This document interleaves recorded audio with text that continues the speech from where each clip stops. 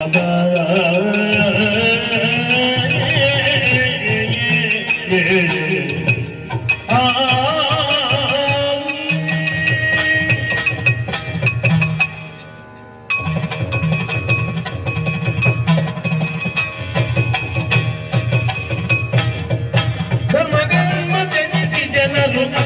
ಕಾರ್ಯ ನಿರತ ನೆನೆದಿ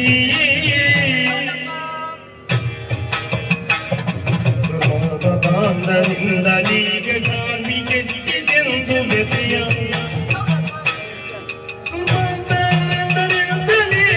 ಕವಿಗೆಂದು ಬೆಸೆಯ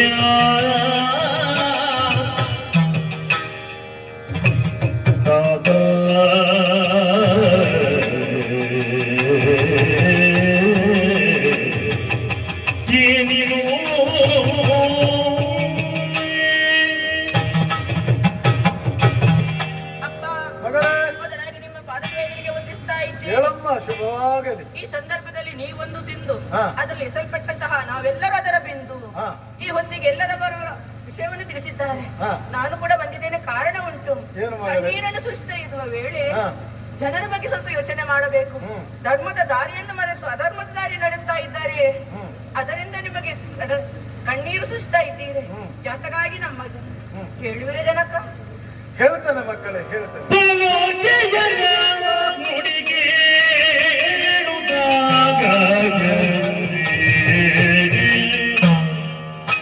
ಮುಡಿ ಕೇಳುದ ಮುಡಿ ಸವರುದ ಮುಡಿ ಸವರುದಾಗ ಸವರುದ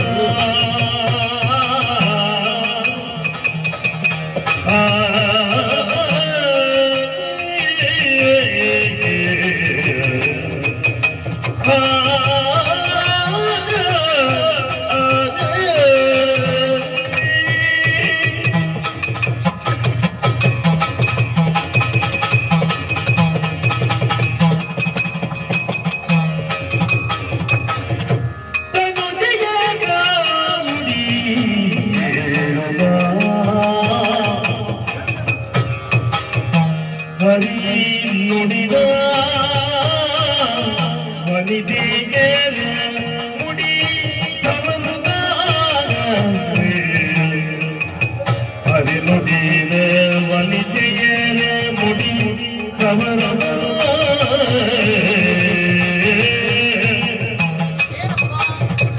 ಸಮುದಾರು ಕನಕನೆಯ ಸಮುದಾರು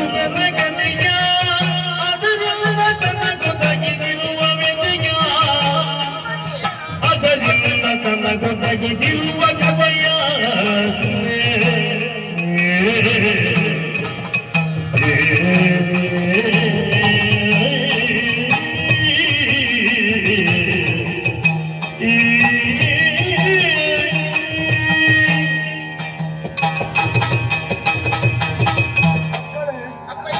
ಎಲ್ಲರೂ ಒಟ್ಟಾಗಿ ಒಬ್ಬರಲ್ಲಿ ನಿಂತ ನಿಮಗೇನಾಯ್ತಪ್ಪ ಅಂತ ಕೇಳಿದಾಗ ಮನಸ್ಸಿಗೆ ಸ್ವಲ್ಪ ಸಮಾಧಾನ ಆಯ್ತು. ಈಗ ತಂದೆಗೆ ಕಷ್ಟ ಬಂದ್ರೆ ಮಕ್ಕಳು ಕೇಳಲೇಬೇಕಲ್ಲ. ಹೌದು ಮಕ್ಕಳೇ, ಮನಸ್ಸಿನ ಚಿಂತೆಯನ್ನು ಇನ್ನೊಬ್ಬರಲ್ಲಿ ಹೇಳಿಕೊಂಡ್ರೆ ಮನಸ್ಸು ಸ್ವಲ್ಪ ಯಾರಲ್ಲಿಯೂ ಹೇಳದೆ ಮನಸ್ಸೆಲ್ಲ ಇಟ್ಟರೆ ಏನಾಗ್ತದೆ? ಅದು ದ್ವಿಗುಣಿತ ಅಲ್ವೇ?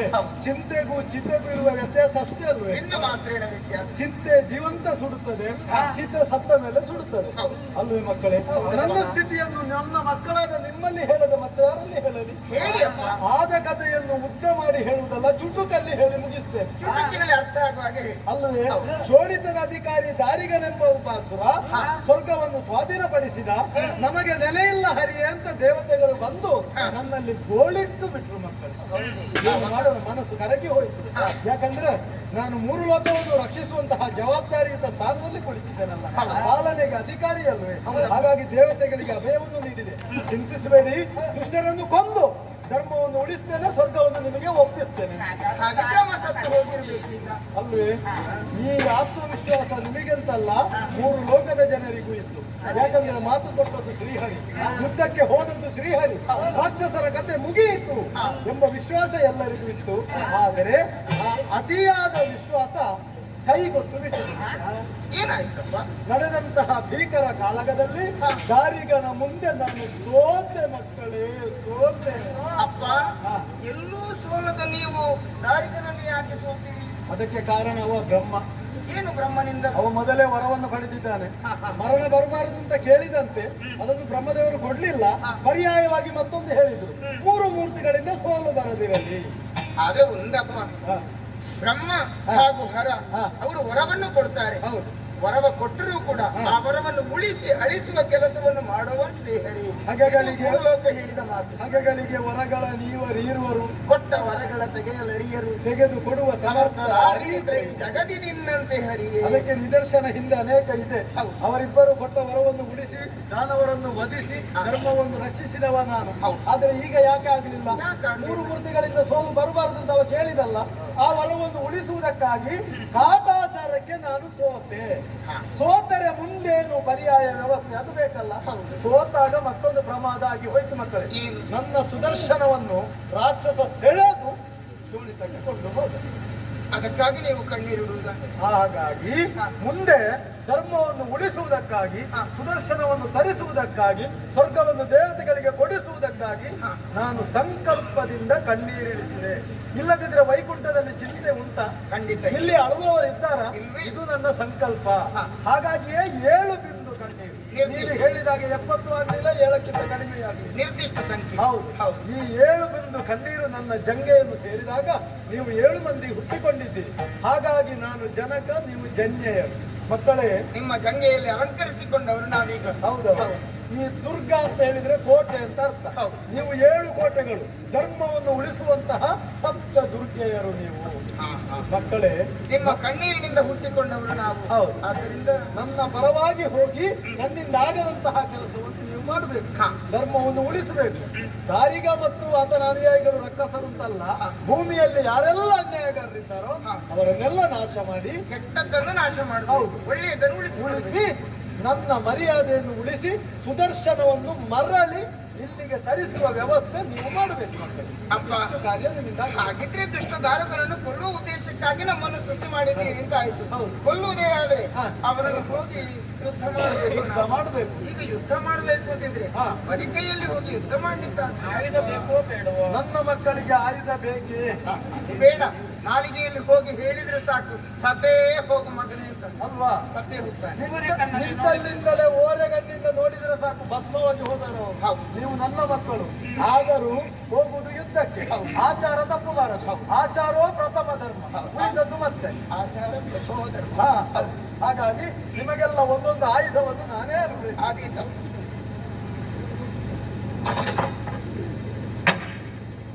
ಮಗಳೇ, ಇದು ತ್ರಿಶೂಲ. ಆಗಲಪ್ಪ. ಇದನ್ನು ಕೊಡುತ್ತಿರುವವ ಲಕ್ಷ್ಮೀ ಲೋಲ, ಸಂಹರಿಸು ಕಳರ ಜಾಲ. ಆದೀತ. ಮಗಳೇ, ಇದು ಕತ್ತಿ. ಇದನ್ನು ಹಿಡಿದೆತ್ತಿ ಕೊಲ್ಲು ರಾಕ್ಷಸರನ್ನು ಕುತ್ತಿ.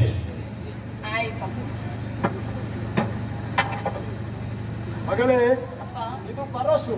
ಧನುಜರು ಎಲ್ಲಿದ್ದಾರೆಂದು ಅರಸು, ಕಡಿಯವರ ಶಿರಸ್ಸು. ಮಗಳೇ, ಇದು ದಂಡ. ದಾರಿಗೆ ಒಬ್ಬ ಬಂಡ, ಕಡಿಯವರ ರುಂಡ. ಮಗಳೇ, ಇದು ಬಿಲ್ಲು. ಇದನ್ನು ಹಿಡಿದು ದಾರಿಗನ ಮುಂದೆ ನಿಲ್ಲು, ಕ್ಷಣದಲ್ಲಿ ಅವನನ್ನು ಕೊಲ್ಲು. ಮಗಳೇ, ಇದು ಗದೆ. ಇದನ್ನು ಧನುಜರ ಮೇಲೆ ಸದೆ, ಮಾಡವರ ವಧೆ. ಬಾ ಮಗಳೇ, ಇದು ಬಾಣ. ಇದರಲ್ಲಿ ಇದೆ ನನ್ನ ತ್ರಾಣ, ತೆಗೆದನುಜರ ಪ್ರಾಣ. ದಿವ್ಯ ಶಕ್ತಿಗಳನ್ನು ನಿಮಗೆ ಅನುಗ್ರಹಿಸಿದ್ದೇನೆ ಮಕ್ಕಳೇ. ಹಾ. ಹಾಗಿದ್ರೆ ಹೋಗಿ ಕೊಂದು ಮುಗಿಸಿ ಮತ್ತೆ ಇಲ್ಲಿಗೆ ಬರುವುದಪ್ಪ ನಾವು. ಮರಳಿ ಇಲ್ಲಿಗೆ ಬರುವುದು ಬೇಡ. ಸುದರ್ಶನವನ್ನು ಇಲ್ಲಿಗೆ ತರಿಸುವ ವ್ಯವಸ್ಥೆ ನಾನು ಮಾಡುತ್ತೇನೆ. ನೀವು ಅಲ್ಲಿಂದಲೇ ಭೂಲೋಕಕ್ಕೆ ಇಳಿದು ಮನ ಬಂದಂತಹ ಸ್ಥಳದಲ್ಲಿ ನೆಲೆಯಾಗಿ ನಿಮ್ಮ ಕಾರ್ಮಿಕವನ್ನು ತೋರಿಸುವುದರ ಜೊತೆಯಲ್ಲಿ ಧರ್ಮವನ್ನು ರಕ್ಷಿಸಿ ಮಕ್ಕಳೇ.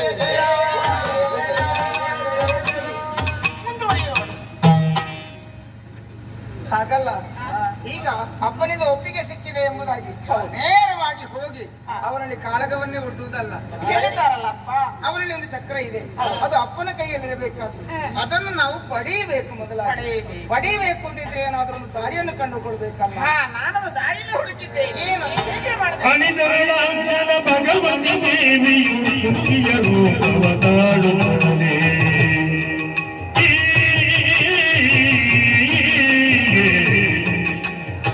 ಈ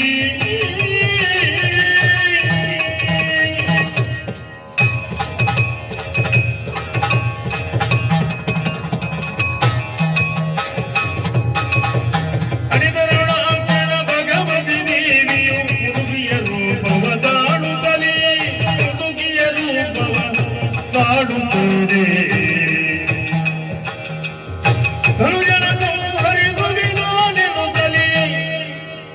ಧನುಜನ ಸಂಹರಿಸುವಿನಾನೆನುತ್ತಲೇ ಕರುಣಾಕ್ಷರ ಧೈರ್ಯದಲ್ಲಿ ಅಡಿದರ್ಮಣಾಕ್ಷಣ ಭಗವತಿ ದೇವಿಯು ಹುಡುಗಿಯರು ಬವದಾಡುತ್ತದೆ